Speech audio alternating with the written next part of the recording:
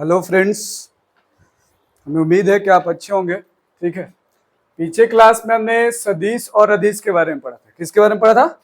सदिश और अदिश। ठीक है, सदिश और अदिश के हमने प्रकार पढ़े थे और उसके परिभाषा को देखा था। ठीक है, आज हम लोग पढ़ेंगे सदिश का ग्राफीय निरूपण। ठीक है, इससे पहले देख लेते हैं डायरेक्शन कितना होता है। अब यहां देखिए, हमने 4 डायरेक्शन को बनाया। कितने डायरेक्शन को? 4 डायरेक्शन को। ठीक है, जानते हैं आप ग्राफ में ऊपर वाले को उत्तर, नीचे वाले को दक्षिण। ठीक है, इस साइड जो दिख रहा है इसको पूरब और इसको पश्चिम कहा जाता है। अब देखिए और भी डायरेक्शन होता है। ये जो आपको दिख रहा है ये भी एक प्रकार का क्या है? डायरेक्शन है। अगर हम इसकी बात करें तो हम लोग लिखेंगे उत्तर पूर्व। क्या लिखेंगे? उत्तर पूर्व। इसकी बात करें तो हाँ, दक्षिण पूर्व लिखिए, दक्षिण पूर्व। ठीक है, इसको आप लिखना चाहें तो पश्चिम पूर्व भी लिख सकते हैं। पश्चिम नहीं, पश्चिम दक्षिण है ना। इसके बाद इसको लिखिए उत्तर पश्चिम। उत्तर पश्चिम मतलब आपके टोटल डायरेक्शन हो गए 4 ऐसे और 4 ऐसे। कितने हो गए? 8 डायरेक्शन हो गए। ठीक है, आमतौर पे। अब चलिए इससे आगे पढ़ते हैं। आपको पढ़ना है ग्राफीय निरूपण। उससे पहले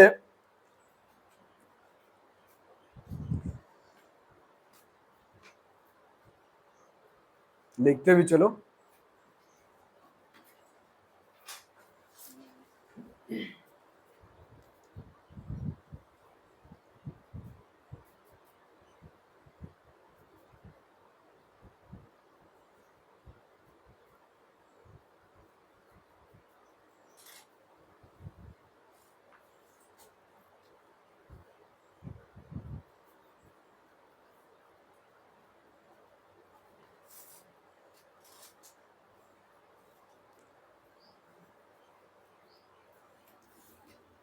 चलिए आगे देखिए।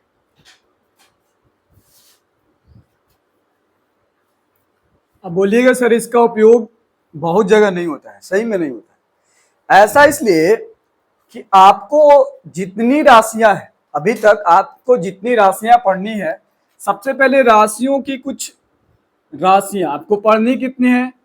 एक बीमीय राशि, एक बीमीय राशि। ठीक है, जिसमें एक बीमा हो। दूसरा द्विबीमीय राशि, जिसमें कितनी कितनी राशियां हो? 2 राशि हो। और एक आपको पढ़ना है त्रिबीमीय राशि। त्रिबीमीय राशि। ठीक है, मतलब 3 राशियों के बारे में। एक राशि आप जानते हैं, अगर हम यहाँ एक राशि की अगर बात करें तो हम लंबाई को ले सकते हैं। द्वि को लें तो लंबाई गुना चौड़ाई को ले सकते हैं। अगर हम 3 बीमा को लें तो लंबाई गुना चौड़ाई गुना क्या ले सकते हैं? ऊंचाई को ले सकते हैं। इसका मतलब ये हुआ एक बीमा मतलब लंबाई हो, केवल क्या हो? लंबाई। जैसे एक बीमीय राशि के अगर हम उदाहरण लें, किसके लिए? एक बीमीय राशि के अगर उदाहरण लें, जैसे हमने लिखा एक बीमीय सदिश राशि। कौन सी राशि? सदिश राशि। तो इसका अगर आप एग्जाम्पल लिखेंगे तो यहां लिख सकते हैं क्या? विस्थापन। क्या? विस्थापन। अब ये एक राशि है, सदिश राशि है, लेकिन कैसी है? एक बीमीय है। क्यों है? देखिए, जैसे मान के चलिए हमको कहां चलना है? अगर हमें एक बिंदु ए से एक बिंदु बी तक चलना है, तो अब देखिए इसमें कितनी बीमा दिख रही है? एक। कितनी दिख रही है? एक दिख रही है। ठीक है, और ये आपको विस्थापन को दिखा रहा है। अगर हम दो द्विबीमीय की अगर हम बात करें, द्विबीमीय द्विबीमीय राशि, सदिश राशि, सदिश राशि की अगर हम बात करें, सदिश राशि, इसका एग्जाम्पल अगर हम ले तो क्या ले सकते हैं? क्या हम ले सकते हैं? अब देखिए इसमें कितने बीमा हो गए? 2 बीमा हो गए। कितनी? 2। इसका मतलब कि लंबाई और चौड़ाई दोनों होगा इस तरह से, लंबाई और चौड़ाई होगा। एक को अगर हम लंबाई मान ले तो एक को क्या मान लेंगे, चौड़ाई। अगर हम इसको लंबाई माने तो इसको हम क्या मान सकते हैं, चौड़ाई। या एक को लंबाई माने तो एक को क्या मान सकते हैं, ऊंचाई मान सकते हैं। ठीक, तो अब इसमें कितने बीम आ गए, दो। इसका मतलब इसका डायरेक्शन कितना होगा, दो। एक बीमीय है तो इसका डायरेक्शन कितना होगा, एक होगा। ठीक है, अगर त्रिबीमीय होगा तो डायरेक्शन कितना हो जाएगा, तीन हो जाएगा। ठीक, चलिए इतनी बात आपको समझ में आ गई। त्रिबीमीय, अब हमको एक बीमीय नहीं, द्विबीमीय नहीं, कितना बीमीय के बारे में पढ़ना है, त्रिबीमीय सदिश राशि के बारे में पढ़ना है। ठीक है,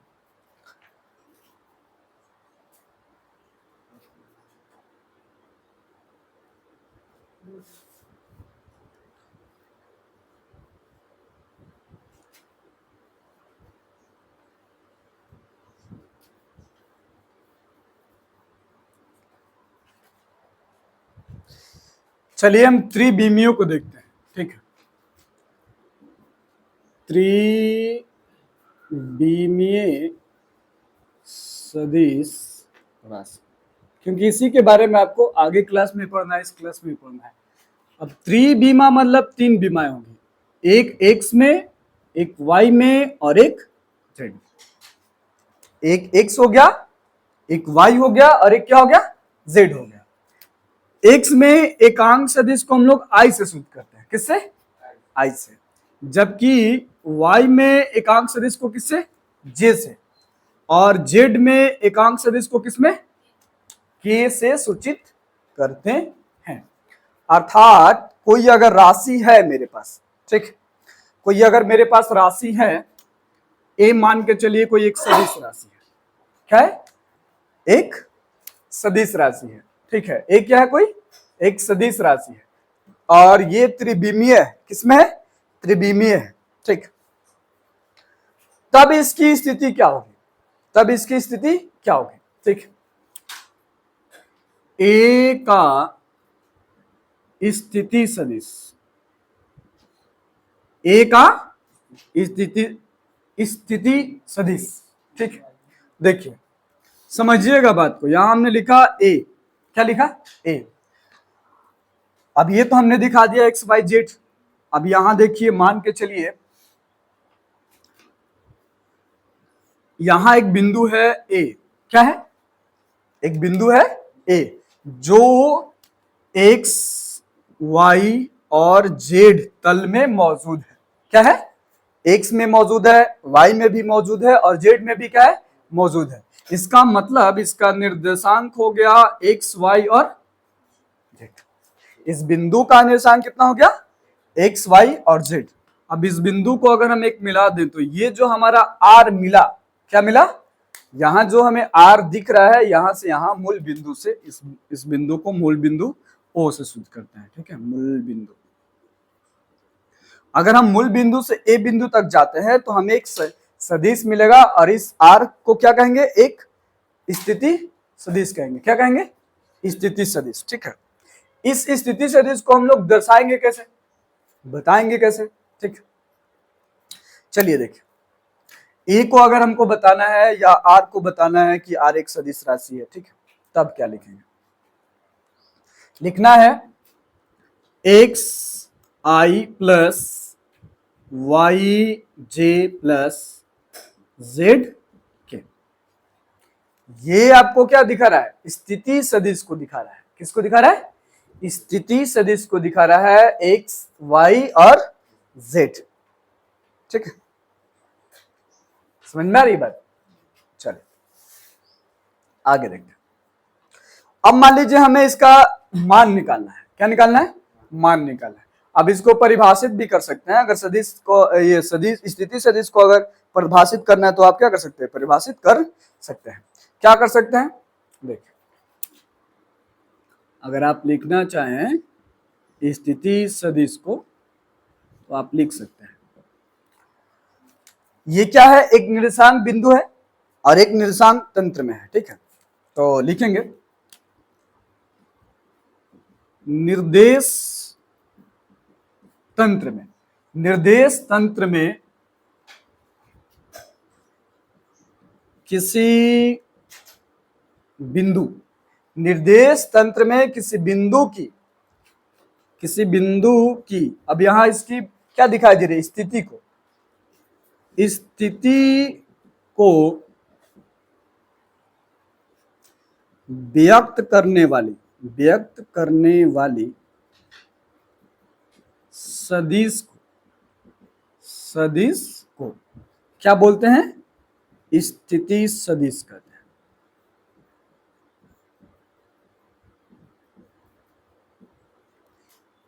क्या कहते हैं, स्थिति सदिश कहते हैं।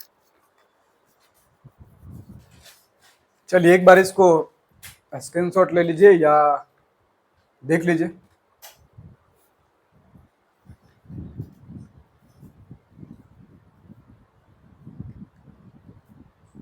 अब स्थिति सदिश द्विविमीय भी हो सकती है और एक विमीय भी हो सकती है, जैसे हमने अभी कहा कि भाई एक विमीय हो सकता है, द्विविमीय हो सकता है, त्रिविमीय हो सकता है, तो हो सकता है। ठीक, यहाँ हमने 3 बीमा की बात कर रही है तो 3 बीमा की बात कर रहा है।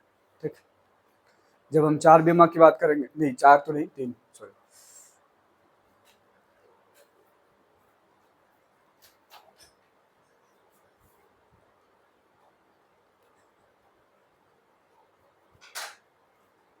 हो गया, चलिए आगे।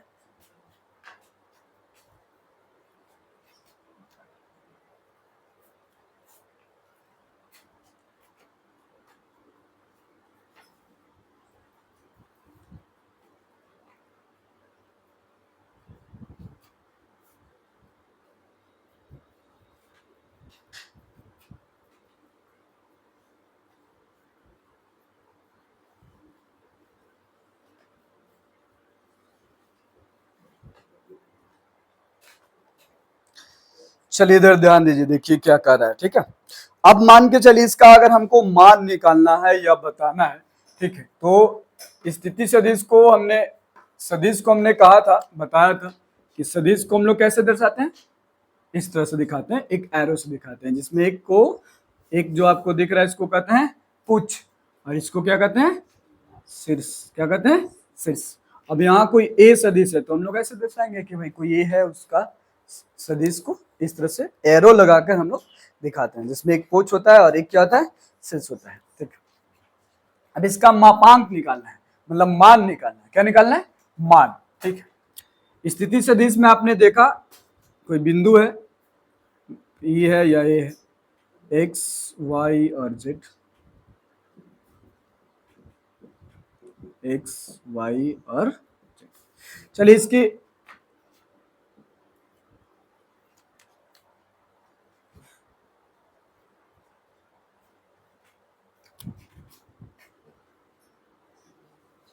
लिखेंगे ए सदिश का परिमाण, क्या, परिमाण को मापांक कहते हैं। क्या कहते हैं, मापांक कहते हैं। इसकी जरूरत नहीं है, इसे मिटा दीजिए।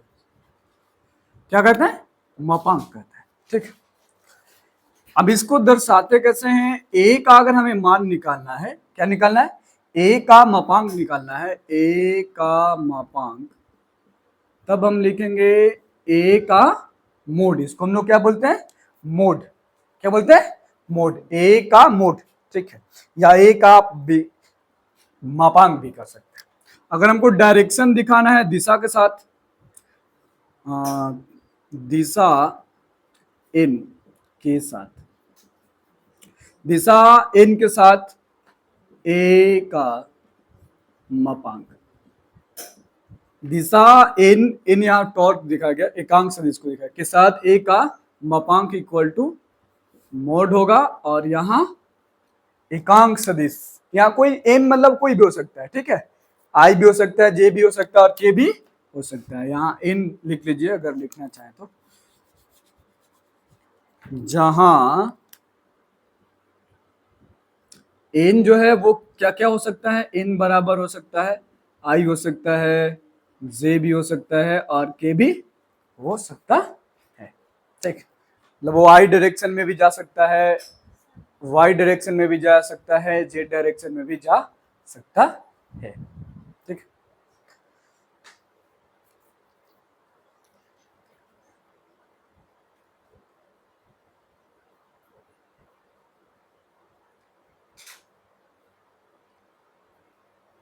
अब चलिए एक मान निकालना है और आपको स्थिति सदिश दिया गया है, ठीक है।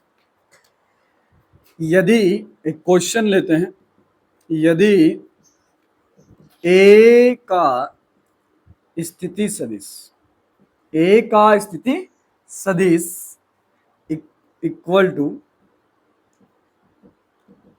टू हमने लिखा 2i + 3j + 4k, ठीक है।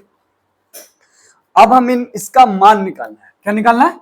मान निकालना है। ए का मोड निकालना है। क्या निकालना है? ए का मोड, ठीक है। तो आपके पास एक फॉर्मूला है जिसके सहारे आप इसका मान क्या कर सकते हैं? निकाल सकते हैं। वो फॉर्मूला क्या है? देखिए, हम लिखते हैं x का स्क्वायर, y का स्क्वायर और z का स्क्वायर, मतलब x का स्क्वायर प्लस y का स्क्वायर प्लस z का स्क्वायर। इसका मतलब अगर हम इसका मान निकालें, a का मान अगर हम निकालना चाहें तो क्या निकालेंगे? लिखेंगे x के जगह पे कितना है? 2, तो 2 का स्क्वायर, फिर 3 का स्क्वायर, फिर क्या? 4 का स्क्वायर। अब इसको जोड़ दीजिए, सारे को अगर आप जोड़िएगा तो 4, 9 और फिर कितना आएगा? 16, ठीक है। अब आपका आ गया 20 और 9 कितना? 29। अब इसका वर्गमूल नहीं होता है, तो नहीं होता है तो जितना है उतना हमने क्या किया? लिख दिया। अब यहाँ कोई हमें डायरेक्शन नहीं बताया गया कि भाई वो जे में जा रहा है, के में जा रहा है, केवल मान पूछ रहा है, डायरेक्शन के साथ नहीं। केवल अगर मापांक पूछता है तो केवल आपको मान ही लिखना है, ठीक है। दिशा को दर्शाने की कोई जरूरत नहीं है।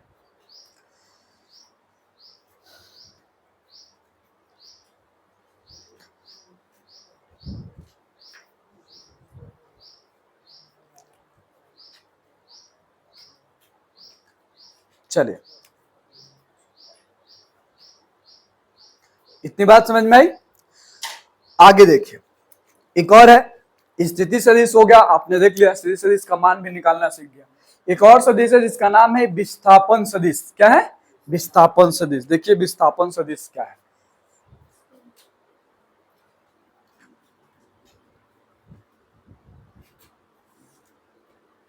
इसे ध्यान से समझिए, पढ़िए। अच्छा लगता है तो वीडियो को लाइक कीजिए, सब्सक्राइब कीजिए और शेयर कीजिए, ताकि अधिक से अधिक बच्चों के साथ के पास पहुंच सके, ठीक है।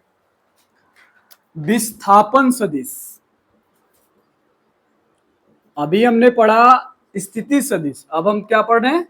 विस्थापन सदिश, जिसको इंग्लिश में कहा जाता है डिस्प्लेसमेंट वेक्टर। डिस्प्लेसमेंट वेक्टर, ठीक है। अब यहां देखिए ग्राफ बनाते हैं, आपको पता चल जाएगा, ठीक है।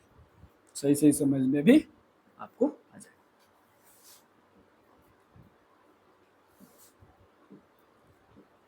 एक्स हो गया, वाई हो गया, जेड हो गया। अब यहाँ के आई हो गया, यहाँ जे हो गया और यहाँ के हो गया। अब देखिए हमारे पास कितने बिंदु हैं? 2 बिंदु हैं। कितने हैं? 2 बिंदु हैं। एक को हमने लिखा P और एक को हमने लिखा Q। क्या लिखा? एक को हमने लिखा P और एक को हमने क्या लिखा? Q, ठीक है।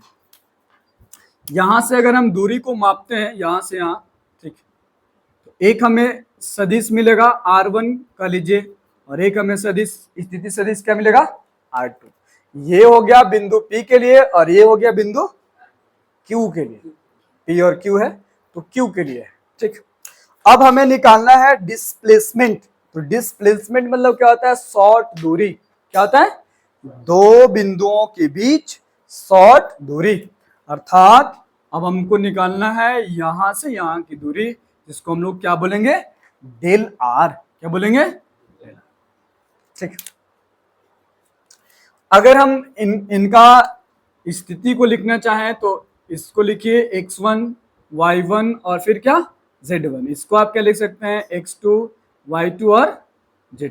पीछे क्लास में भी आपने देखा है 2 बिंदु 3 बिंदु हो, तो अगर 3 बिंदु है तो x1, x2, x3 लिखते थे, ठीक है। यहाँ हमने क्या लिखा? एक को लिखा x1, एक को x2, फिर y1, y2, z1, z2, ठीक है। चलिए, ये आपका मूल बिंदु है, आप जानते हैं, इसको ओ से सूचित करते हैं। इसका अगर हम निर्देशांक यहाँ लिख भी देते हैं, मूल बिंदु का स्थिति सदिश, मूल बिंदु का स्थिति सदिश कितना होगा? 0,0,0, क्योंकि वहां कोई डायरेक्शन नहीं है तो 0,0,0 होगा। ठीक, चलिए आइए आगे। विस्थापन सदिश देखिए,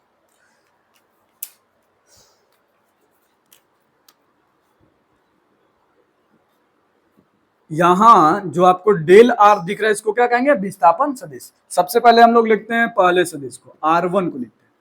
R1 को लिखेंगे x1 i plus y1 j plus z1 k। फिर लिखेंगे R2 x2 i y2 j और z2 k। ठीक है, अब देखिए डेलार, डेलार मतलब हमको निकालना है विस्थापन सदिश। क्या निकालना है? विस्थापन सदिश। तो डेलार में देखिए क्या होगा, आप देख रहे हैं कि एक क्वांटिटी के साथ दूसरा क्या हो रहा है? घट रहा है। क्या हो रहा है? घट रहा है। तो हम लोग यहां लिखेंगे R2 माइनस क्या? R1,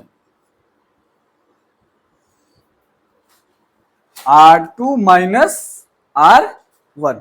ठीक है, चलिए अब इसका अगर हम सॉल्यूशन निकालना चाहें तो क्या लिखेंगे? डेल आर बराबर R2 में से किसको घटाना? R1 को घटाना। तो देखिए आई हमने बाहर ले लिया और लिखा क्या? x2 माइनस x1 प्लस, ठीक है, और फिर हमने j को बाहर ले लिया, y2 माइनस y1, ठीक है, प्लस फिर हमने k को बाहर लिखा और लिखा z2 माइनस क्या? z1। ठीक, तो ये हमारा विस्थापन सदिश निकल गया। अब अगर मान दिया रहे तो आप आसानी से क्या कर सकते हैं? विस्थापन सदिश को निकाल सकते हैं। फॉर एग्जाम्पल एक एग्जाम्पल आपको बताते हैं। ठीक, एक एग्जाम्पल पहले इतना देख लीजिए, उतार लीजिए, स्क्रीनशॉट ले लीजिए।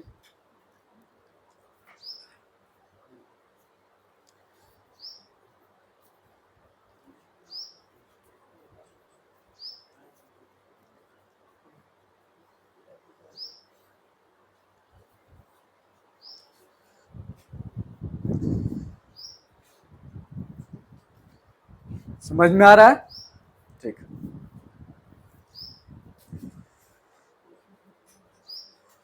चलिए देखिए ऊपर के कुछ भाग को मिटाते हैं एग्जाम्पल के लिए।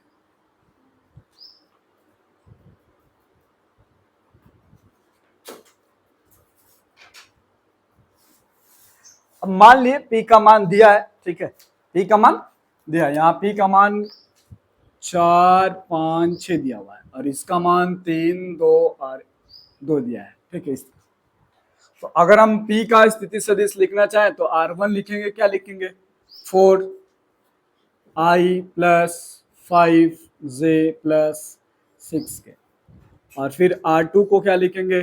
3 i प्लस 2 j प्लस 2 के। अब हमें निकालना है डेल आर मतलब विस्थापन सदिश। तो विस्थापन सदिश आप जान रहे, अभी हमने यहाँ लिखा फॉर्मूला x2 माइनस x1 ना, x2 माइनस x1। तो x2 का मान कितना है? 3 में से क्या कीजिए, चाहे यहाँ लिख दीजिए R2 माइनस R1, तब लिखिए। देखिए अब आप लिख सकते हैं डेल आर बराबर, यहाँ जो फॉर्मूला लिखा है, i x2 मतलब 3 माइनस 4 प्लस 2 माइनस 5 और फिर क्या लिख सकते हैं? 2 माइनस कितना? 6। ठीक है, अब इसमें घटाइएगा तो -1 क्या आएगा? -1i, और इसको घटाइएगा तो -3j और इसको घटाइएगा तो -4। अब यहाँ एक आप चाहें तो नहीं भी लिख सकते हैं, -i मोड लिख दीजिए, i फिर 3j फिर -4। अब इसका मान निकालना चाहें तो मान निकालने के लिए हमने कहा अगर हमें मोड इसका मान निकालना है, विस्थापन सदिश का क्या निकालना है, मान। तो मान निकालने के लिए इसका स्क्वायर कर दीजिए, फिर -3 का स्क्वायर कर दीजिए और फिर 4 का स्क्वायर, -4 का स्क्वायर। तो माइनस, अब इसका स्क्वायर कीजिएगा तो 1 आ गया, इसका कीजिएगा 9 आएगा, इसका कीजिएगा 16। अब जोड़ दीजिए, 16 और 1 17, 17 में 9 जोड़ दीजिए, कितना आएगा 26। ये हो गया आपका आंसर, मान आएगा। हालांकि ये ध्यान रखिए विस्थापन सदिश है, विस्थापन सदिश, इसको क्या कहेंगे, डेल आर को विस्थापन सदिश, यहाँ लिख देते हैं डेल आर विस्थापन सदिश है।